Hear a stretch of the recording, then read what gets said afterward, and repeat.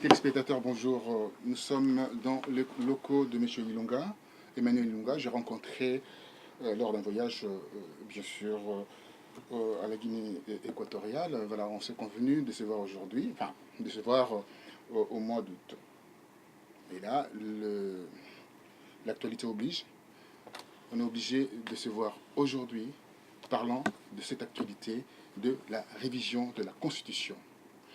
Monsieur Évariste Bochab, alors l'homme par qui le scandale arrive, dit d'une manière négligée, d'une manière désobligeante, que réviser la Constitution, cela équivaut aussi à respecter la Constitution. Votre avis, votre réflexion par rapport à cette attitude qu'on qualifie d'irresponsable, d'une grande irresponsabilité. La presse en a parlé. Oui. Fait écho aujourd'hui de la grande presse de la capitale. C'est un sujet aussi par rapport à cette velléité de la modification de la Constitution. Venant d'un homme qui maîtrise les droits, veut envoyer les gens vers un référendum également. Tout d'abord, que l'Éternel nous donne la sagesse d'éclairer nos compatriotes. Parce que la situation que le Congo traverse, c'est une situation difficile. Et je suis attristé par les déclarations de Bochab. Très attristé par ça. Et c'est très dommage. Vraiment dommage. Très attristé. Ça ne peut pas, en tant qu'un homme politique, ça ne peut pas rester simplement à des déclarations. Que comptez-vous faire? Parce que vous avez créé un bloc, vous avez l'opposition avec vous. Et quand on a l'opposition avec soi, par définition, vous avez également le peuple, les souverains primaires. Donc on ne peut pas s'arrêter aux déclarations. Que comptez-vous faire? Au jour d'aujourd'hui, je pense que le PPRD, le pouvoir qu'il y a au Congo, c'est un pouvoir qui est à l'agonie. C'est un pouvoir qui n'a pas de solution aux problèmes de nos compatriotes. Il s'acharne sur la Constitution, au lieu justement de s'acharner sur les bilans, les réponses aux différentes questions posées, les questions sur l'éducation, sur le développement, les questions sur la santé, sur la justice sociale. Nous sommes face à un pouvoir irresponsable. Et quand j'écoute les discours d'Évariste Bochab, je me dis, est-ce que lui-même, il comprend l'essence des mots qu'il a utilisés? Au jour d'aujourd'hui, Évariste Bochab appelle à la mobilisation générale de tous les militants du PPRD. Tout à fait. Je me dis, est-ce qu'il a conscience de ses propos? On mobilise les militants par rapport à un programme. On ne mobilise pas les militants pour être derrière un homme qui a échoué. Un homme qui a presque 10 ans, et il explique cet échec, ou il excuse cet échec, par le fait qu'il y avait des guerres. Mais lorsqu'on a échoué, on a échoué. Quels que soient les motifs pour lesquels on a échoué, un échec est un échec. Et donc nous sommes face justement à des gens de très mauvaise foi, et je crois très sincèrement que Évariste Bochab, avec son groupe, ils veulent déstabiliser le pays, et ils n'y arriveront pas. Parce que nous irons aux élections en 2016, et nous allons balayer ce pouvoir. Il ne peut pas dire que ce pouvoir, comme il l'a dit dans son discours, est légitime. Le pouvoir est légal, certes, parce que la Cour suprême a prononcé la légalité de ce pouvoir. Mais le pouvoir est illégitime. Nous avons vu, en 2011, toute la communauté internationale a décrié ces élections. Et eux, ils le savent, que les élections, ils les ont trichées. Il y a une vie après le pouvoir. Bochab, ce sont des gens, des mendiants, des gens qui n'ont jamais rien fait dans leur vie, qui est de se compromettre, parce que comme ils ne peuvent pas gagner par l'aune de leur probité, ils préfèrent vivre par la compromission. Et nous ne sommes pas dans cette logique. Nous sommes totalement mobilisés avec toute la diaspora, avec toute l'opposition, pour nous opposer énergiquement face à toute forme de modification de la Constitution qui pourrait arriver, ou à la confiscation du pouvoir, comme ils sont en train de l'envisager. Alors moi, je vous propose quelque chose. Vous êtes avec, comme j'ai dit, avec la force vive de l'opposition pour barrer la route à ces velléités allant vers la modification de la Constitution, poussant même à aller vers l'élection indirecte à la présidence. Oui, donc cette organisation, je peux dire, criminelle, parce que c'est au détriment de la population. C'est les mots. C'est les mots. Mais vous avez utilisé un mot juste. c'est une organisation criminelle parce que ces gens, ils n'ont aucune conscience de leurs actes. Ils vivent dans le présent. Un homme politique, c'est celui qui vit au futur, qui envisage les futurs de sa population. Ce n'est pas quelqu'un qui cherche à s'accrocher, à s'accaparer énergiquement du pouvoir malgré ses insuffisances. Et nous ne sommes pas d'accord. Nous ne sommes pas du tout d'accord. Ce pouvoir, nous l'avons décrié. Et au jour d'aujourd'hui, on est arrivé en 2011, ils se sont organisés pour passer les élections à un seul tour. Aujourd'hui, ce n'est plus un seul tour. Donc, ils sont aux abois, ils cherchent à modifier. Mais pourquoi ne pas s'acharner sur leur bilan? Ils n'ont qu'un bilan, ils nous ont parlé des 5 chantiers. Nous en sommes où avec 5 chantiers? Il faut qu'ils nous fassent le compte-rendu de ça. Ils disent, oui, les artisans de la paix. Les artisans de quelle paix on a? On ne peut pas avoir la paix quand on a faim. On ne peut pas parler de la paix quand on a faim, quand on ne peut pas travailler, on n'a pas de travail, on a un chômage des masses. Et lorsqu'on a tout le monde au chômage, et lorsqu'on a les étudiants qui ne sont pas correctement formés, on parle de la paix. Ça, c'est quel genre de paix? Donc nous sommes totalement opposés. Je crois que dans les jours à venir, nous allons organiser des manifestations pour montrer notre désaccord. Alors, je rebondis sur ce que vous venez de dire, manifester, organiser des manifestations pour montrer votre désaccord. Vous savez, quand il y a des manifestations, on tire sur la population. Le 22 juillet, il y a eu un massacre au Kanchachi. Je souhaiterais avoir votre impression là-dessus. Et la communauté internationale est restée à fond par rapport à cette affaire. Le 30 décembre dernier, c'était pareil. Alors, on veut quoi? On veut montrer qu'il y a la grande tension et on veut capitaliser, créer la psychose à Kinshasa en tuant les civils qu'on a récupérés dans des prisons et mettre devant le Kanchachi. Qu'est-ce que c'est cette histoire? Est-ce que vous avez, c'est un montage. Vous avez des informations là-dessus? Oui, mais c'est un montage, c'est une mascarade, un montage. Et nous ne sommes plus à l'école primaire pour croire à de telles bêtises. Je pense que ce sont des gens qui sont à l'agonie, aux abois, et ils ont trouvé un moyen d'organiser pour créer une psychose au sein de la population et montrer qu'ils sont capables de maîtriser des situations difficiles, alors qu'ils sont très loin de maîtriser les situations difficiles, parce que la première marche pour maîtriser une situation difficile, c'est la cohésion nationale. Or, nous ne l'avons pas. Donc, ce sont des gens qui sont incapables, qui ne pensent qu'à eux-mêmes, à leur famille, à leur petite vie privée, et nous considérons vraiment qu'ils ne sont pas en mesure d'accomplir la tâche qui leur est confiée. Alors, vous êtes avec, comme je disais, je reviens encore, avec la force vive. Alors, parlons de la force vive. Est-ce qu'on peut rentrer en contact avec quelqu'un qui travaille avec vous dans l'opposition, comme Martin Fayulu? Vous savez, on parle de ces mariages entre Etienne Tshisekedi et bien sûr Vital Kamerhe. Vous êtes en contact aussi avec Vital Kamerhe, donc autour de vous, il y a une force. Est-ce qu'on peut avoir ces dirigeants au téléphone, un de ces dirigeants au téléphone? On peut, bien sûr qu'on peut. Je souhaiterais même qu'on les appelle et qu'on puisse avoir leur point de vue là-dessus. Parce que l'heure est grave. La situation que le Congo va traverser dans les jours à venir va être encore de plus en plus difficile. Et sur ce, avant d'appeler Martin Fayulu, j'aimerais m'adresser à mes compatriotes. L'heure est grave, mes chers compatriotes. La situation que notre pays est en train de traverser aujourd'hui exige de chacun de nous tous beaucoup de conscience. Au-delà de tout ce qui peut nous diviser, au-delà de toutes nos différences, mais il y a une seule chose pour laquelle nous sommes tous d'accord et nous sommes rassemblés, c'est la nation. La patrie est en danger et je lance un appel vibrant pour que désormais nous soyons rassemblés autour de la même valeur, la valeur du changement. C'est cette valeur qui va nous amener à la victoire. Je demande à ce que la dispersion qui a existé, que ce soit en diaspora ou à l'intérieur du pays, cesse. Parce que vous avez vu les démarches ou la marche que nous sommes en train de faire. Hier, l'opposition partait en bataille dispersée. Aujourd'hui, nous sommes en train de nous rassembler tous ensemble autour d'un même objectif, la valeur du changement. Et cela doit passer par tous les compatriotes, qu'ils soient à l'extérieur ou à l'intérieur. Ainsi donc, cet appel, je lance. Vous savez comment nous contacter pour que nous puissions nous organiser ensemble de manière à trouver des solutions durables pour notre pays.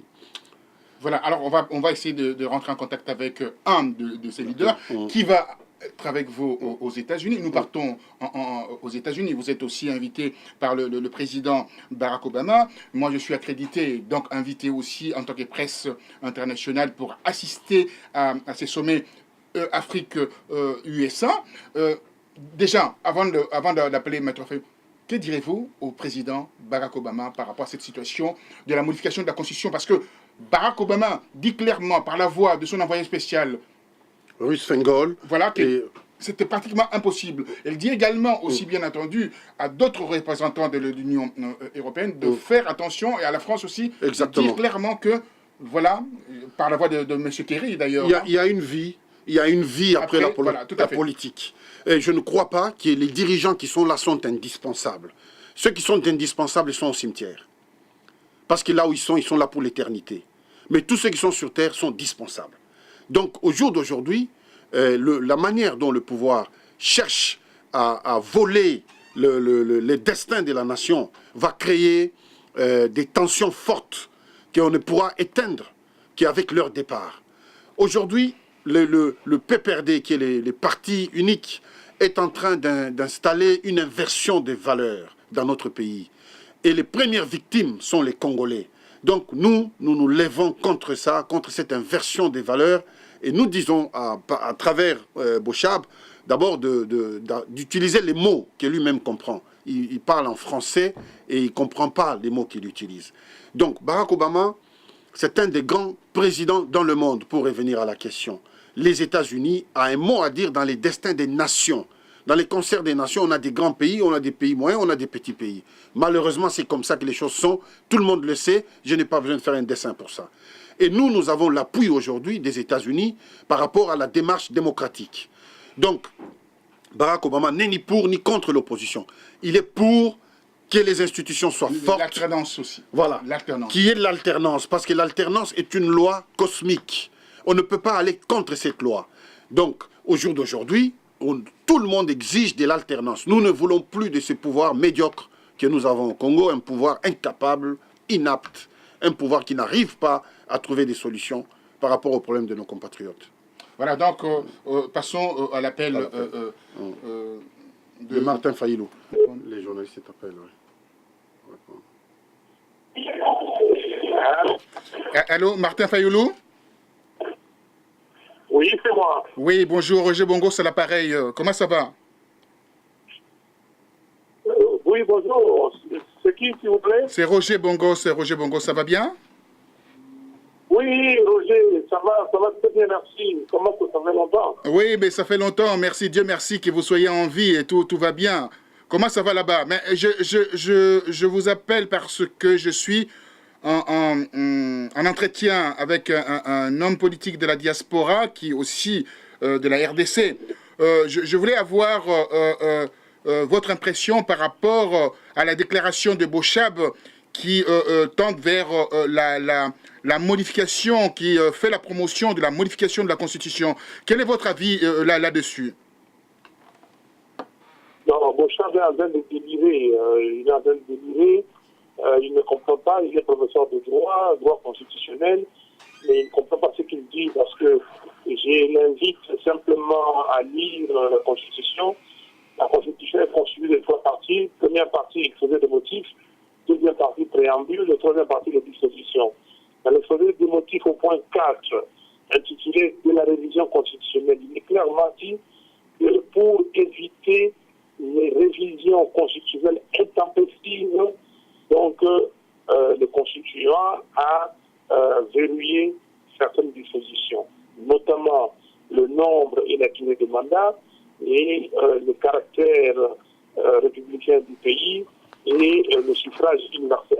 Donc, tout ce qu'ils sont en train de faire, c'est en dehors de la Constitution, ils violent la Constitution et personne ne peut le suivre. C'est pour cela que nous nous organisons. Là, nous venons de déposer la pétition à l'ambassade des États-Unis à la MONUSCO et nous disons que Barack Obama est anti-monde, Barack Obama doit...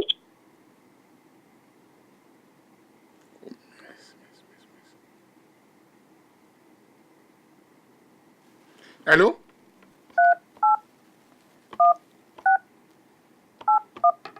Ça, c'est très bien. C'est intéressant. C'est très intéressant ce qu'il dit. Comme ça, on peut parler comme ça? Hein? Non, le micro est très sensible, il n'y a pas de problème. Je le vois déjà là-bas, il répond, il réagit très bien. Ah, ok. Ah oui.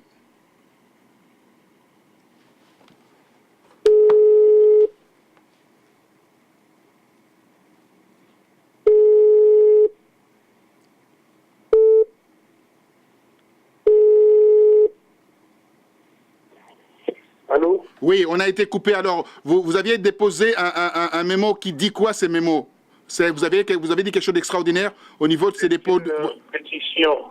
Une pétition, voilà. Une pétition signée déjà par 70 000 Congolais qui demandent, à Barack Obama d'isoler Kabila parce qu'il n'a pas été élu, parce qu'il a commis des crimes contre l'humanité, et deux, nous disons à Ban Ki-moon et aux membres du Conseil de sécurité de prendre les dispositions nécessaires pour le transfert de Kabila à la CPI, pour les mêmes raisons. Donc, et aussi parce qu'il est en train de déstabiliser le pays en voulant à tout prix changer la Constitution. Alors, ma question est la suivante. Vous êtes membre de Sauvons le Congo, hein, ces plateformes Sauvons le Congo, et également Sauvons la RDC, les forces acquises au changement. Et derrière vous, il y a toute l'opposition, ou bien vous partez en chemin dispersé. Je sais qu'il y a Ilunga, Manuel Ilunga avec vous, mais quels sont d'autres éléments, les éléments, les leaders de l'opposition qui sont avec vous? Alors, nous sommes, vous savez que, comme vous avez dit, il y avait des FAC, Forces acquises au changement, et des FAC avec la CVD, c'est-à-dire Coalition pour le vrai dialogue, et la société civile de la RDC, nous avons créé Sauvons la RDC. Maintenant, dans Sauvons la RDC, nous avons ajouté, élargi avec l'UDPS qui est avec nous, et avec beaucoup plus de partis. Donc, nous sommes maintenant, alors, et nous nous appelons nous-mêmes les forces politiques et sociales pour l'unité d'action. Donc là, nous sommes plus nombreux, y compris l'UDPS, et les autres partis qui n'étaient pas dans Sauvons la RDC. Alors, c'est ça que nous considérons comme l'opposition et la vraie opposition. Et les autres qui étaient membres des concertations nationales, et nous le considérons comme l'élargissement de la mouvance stabilité.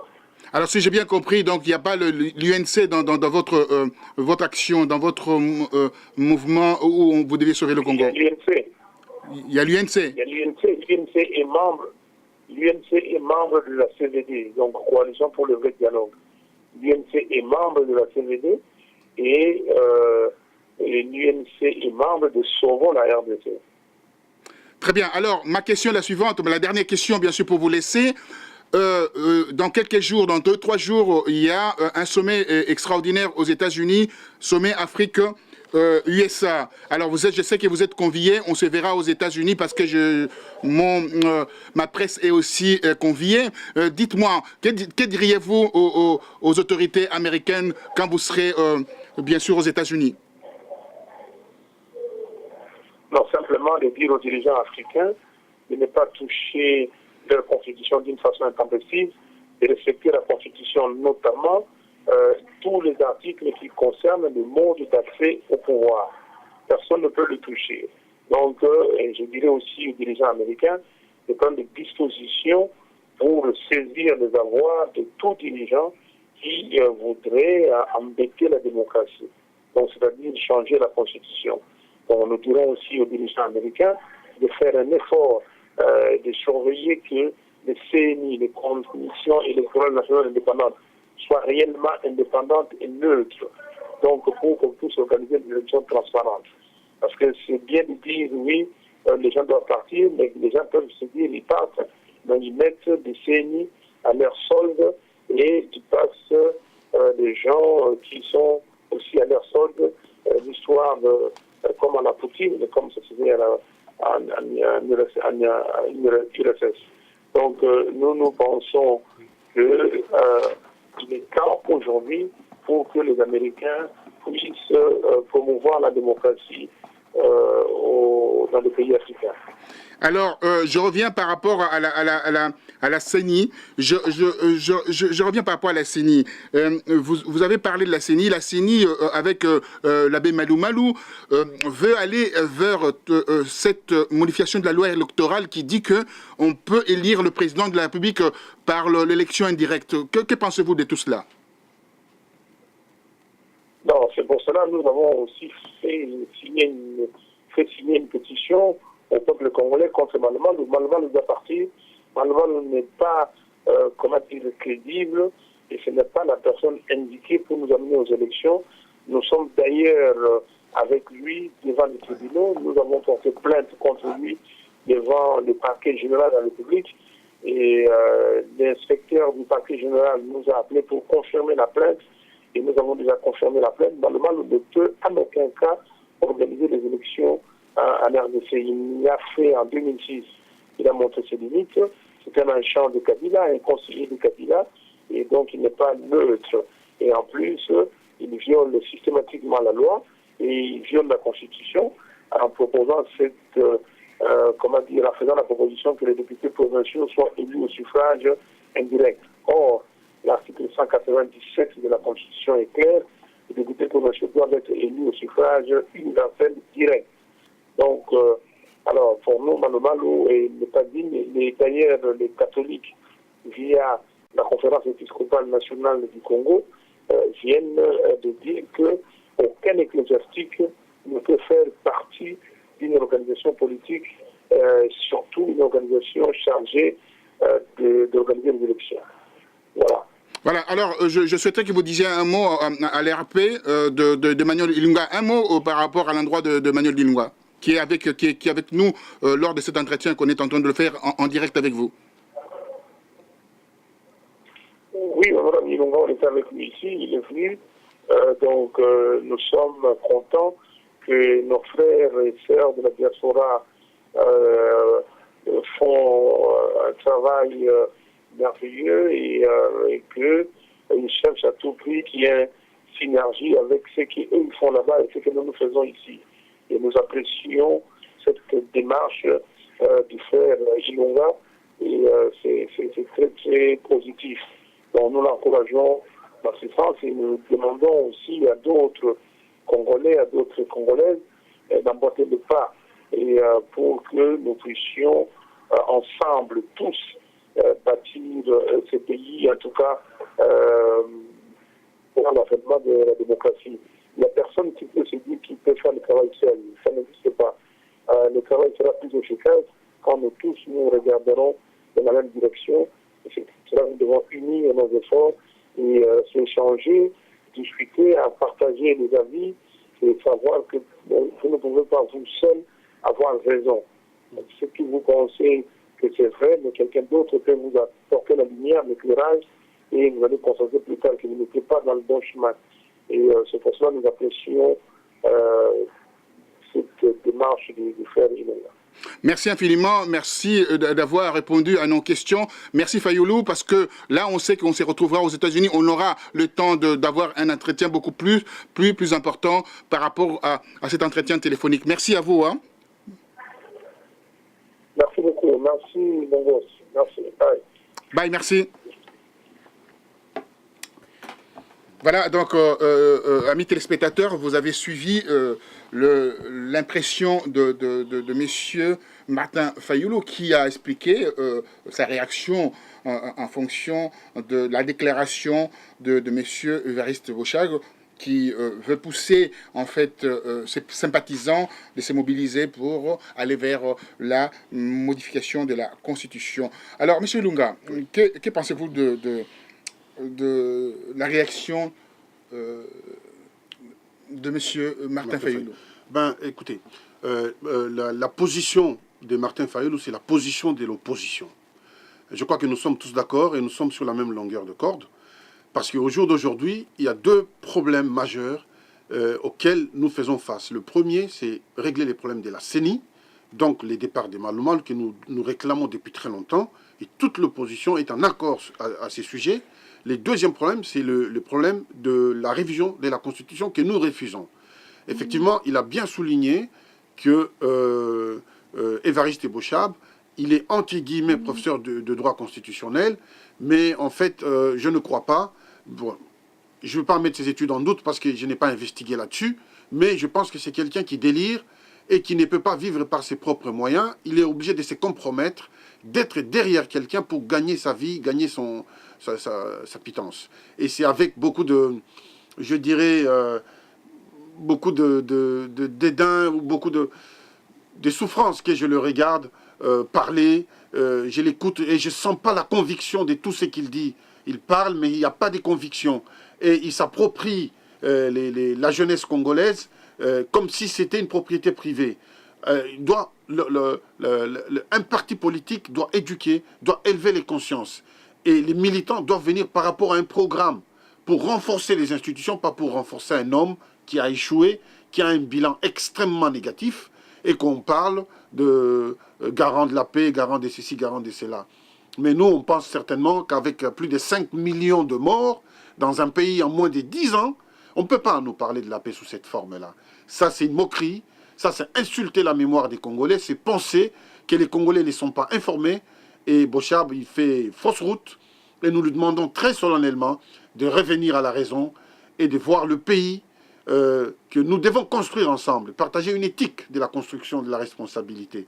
Et je crois que c'est dans ces sens-là que nous allons élever les débats et qui pensent très sincèrement qu'après la politique, il y a une vie derrière.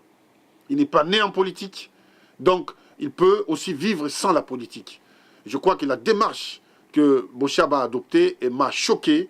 C'est une démarche insultante et c'est pour ça que je sollicite votre mobilisation générale et globale pour qu'ensemble notre voix puisse se faire entendre.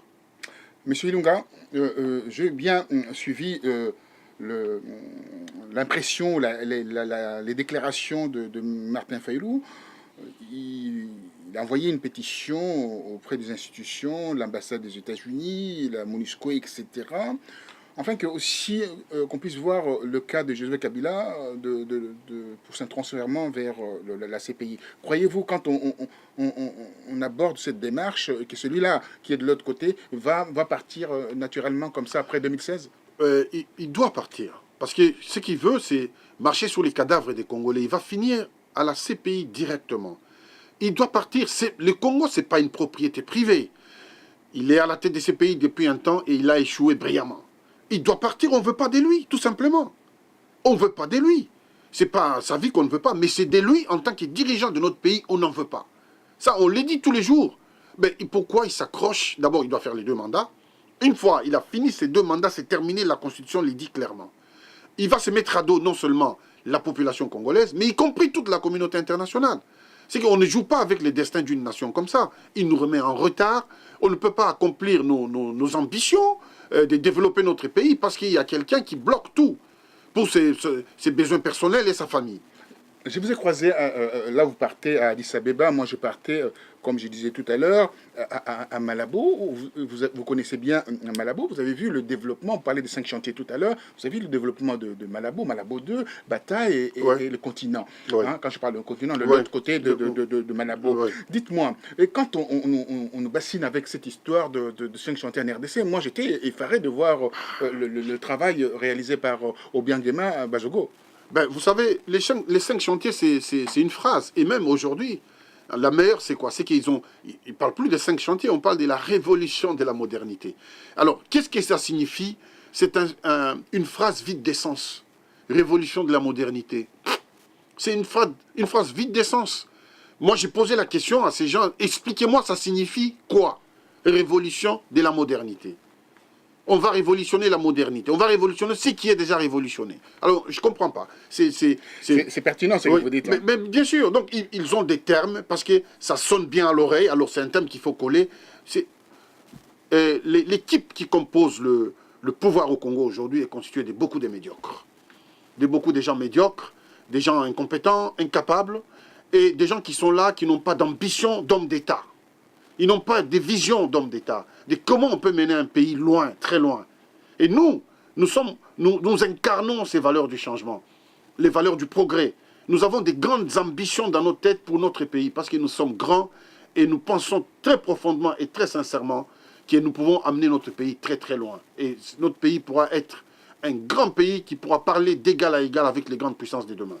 Alors, grande puissance de demain, donc bien sûr, la RDC, avec ses 9 voisins, peut être un vrai moteur pour déclencher en fait, le développement dans le pays de Grand Lac, l'Afrique centrale et les autres pays. Bien sûr, mais il faut des gens de qualité, il faut des gens de qualité morale exceptionnelle. Or, en RDC, c'est ces gens de qualité qui font que le RDC ne marche pas.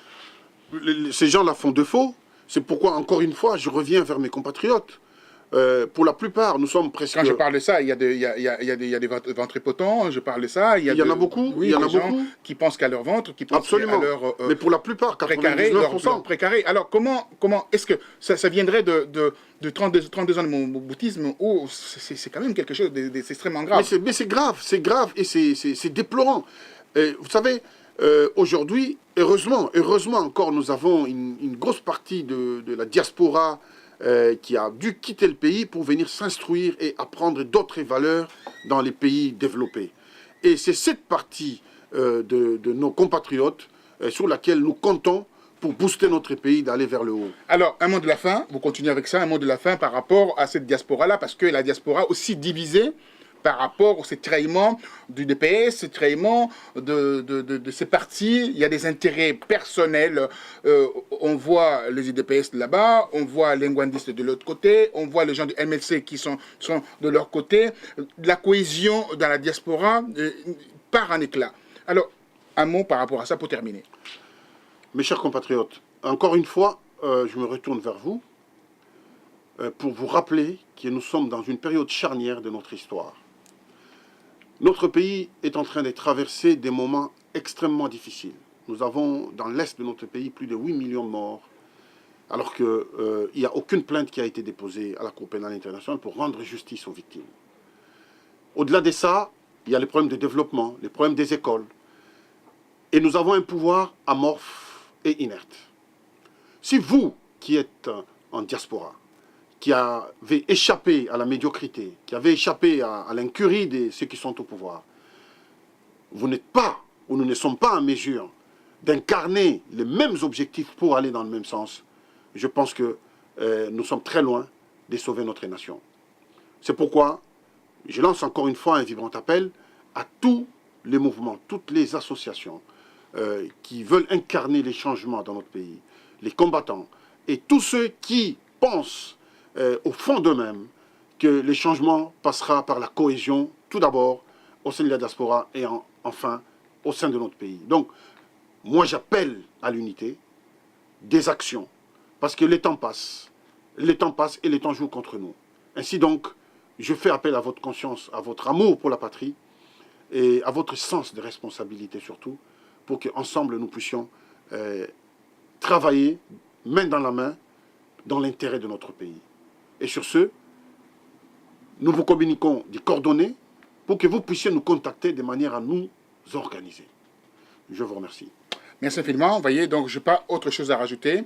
Monsieur Ilunga part aux États-Unis. Il est invité par le secrétariat d'État américain pour assister à ces sommets extraordinaires qui aura lieu du 4 au 6 août 2014, où on va décider par rapport à l'Afrique. Pourquoi décider par rapport à l'Afrique aux États-Unis, en France, ailleurs? Mais écoutez, nos dirigeants ne sont pas encore aujourd'hui responsables pour qu'ils puissent se mettre sur le chemin de la vraie démocratie en Afrique. Il faut, bien entendu, leur donner un coup de pouce, voilà, un coup de fouet, un coup de pouce. La raison pour laquelle, d'ailleurs, ces sommets-là sont organisés en France, aux États-Unis, il ne faut pas s'en plaindre là-dessus.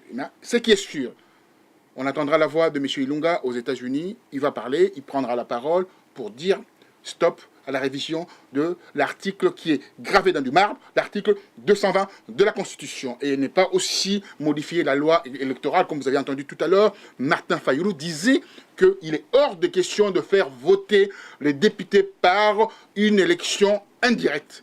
Et aussi, quand on parle des députés, on pensait aussi aller vers l'élection présidentielle indirecte. Alors, voyez-vous, donc tout ça, c'est des machinations pour que ces régimes pérennisent au pouvoir. La médiocrité, comme M. Ilunga vient de le dire. Alors, je vous souhaite à vous de suivre de très très près le sommet qui aura lieu aux États-Unis. M. Ilunga participera à ces sommets. Il m'a invité, comme j'ai dit, on s'est vu quand on faisait le transit pour aller à Malabo. On s'est donné rendez-vous et aujourd'hui, il a dit quelque chose par rapport au discours de M. Évariste Bochab qui veut aller vers cette modification de la Constitution pour plaire à son patron qui a, bien entendu, ce qu'on avait appris, donner quelques coups de gifle. Mais ça, c'est quelque chose entre parenthèses, qu'on ne peut pas rentrer dans ce genre de polémique, mais on dit des choses clairement qu'il faut préserver la République en laissant cet article comme il est établi, il est verrouillé jusqu'à la 4e, 5e République. Merci à vous et à très bientôt. Merci. Merci. Merci à vous.